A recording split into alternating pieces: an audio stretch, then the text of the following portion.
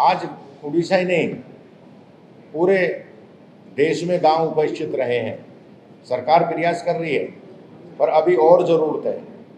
गांव और शहरों की जो दूरी है वो मिटनी चाहिए। जो सुविधाएं अगर शहर में हैं, अगर गांव में वो सुविधाएं हो जाएंगी तो शहर पे आबादी का बोझ नहीं पड़ने का। आज भुवनेश्वर आबादी के दबाव में आ रहा, दिल्ली दब चुकी है, मद्रास दब चुका है, चेन्नई, बम्बई दब चुका है। तो आबादी के दबाव में जो महानगर आ रहे हैं, अगर उनको आबादी के दबाव से बचाना तो गांव में आपको तमाम वो सुविधा देनी पड़ेगी जो महानगरों में, जो शहरों में है। ये आरएलडी का पहला उद्देश्य रहेगा। देखिए, हम किसानों के सवाल पर बोलते हैं, बात करते हैं। पहले हम जब सरकार में नहीं थे, हम एनडीए में नहीं थे, तो हम सड़कों पर भी आंदोलन कर रहे थे। अब हम एनडीए में हैं। इंडिया के घटक दल होने हाँ, के मैं नाते वही मैं कहने जा रहा हूँ। मेरी एक दफ़ा प्रधानमंत्री जी से मीटिंग हुई थी, तो मैंने तब भी उनसे पहली मीटिंग में कहा था कि इस देश में किसानों के बहुत काम है। तो उन्होंने कहा कि मैं कर रहा हूँ और करूँगा।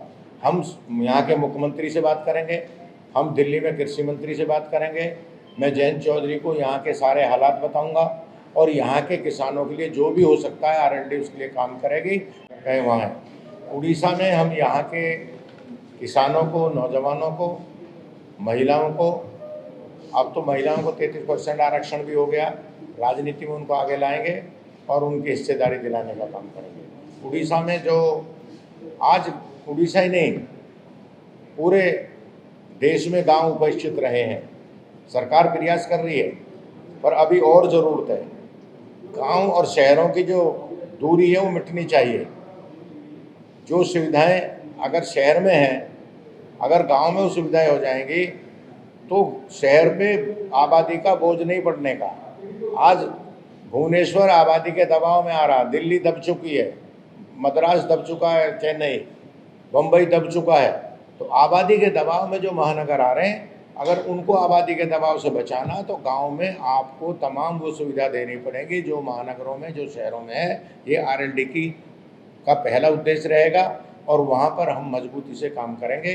किसान के सवालों को, आज खेती को बढ़ाने के लिए नई तकनीकी की ज़रूरत है।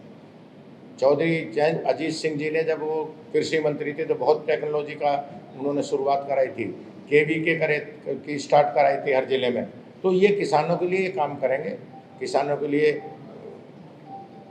कृषि वैज्ञानिक केंद्र खुलें, उनको समझ हो कौन सी फसल लगानी है, किस फसल में फ़ायदा होगा, किस फसल के लगाने से आमदनी अच्छी होगी, किस फसल से जो उनकी ईल्ड बढ़ेगी, किस दवा से, ये तमाम चीज़ों की करने की ज़रूरत है।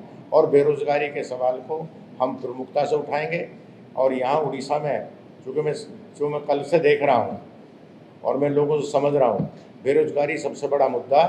केंद्र सरकार भी उसमें काम कर रही है। जयंत चौधरी जी स्किल के मिनिस्टर, वो भी काम करेंगे और हम यहाँ प्रयास करेंगे कि बेरोज़गारी के सवाल को हल करने में हम मदद करें। यही मैं आपसे बात करूँ। देखिए, हम किसानों के सवाल पर बोलते हैं, बात करते हैं।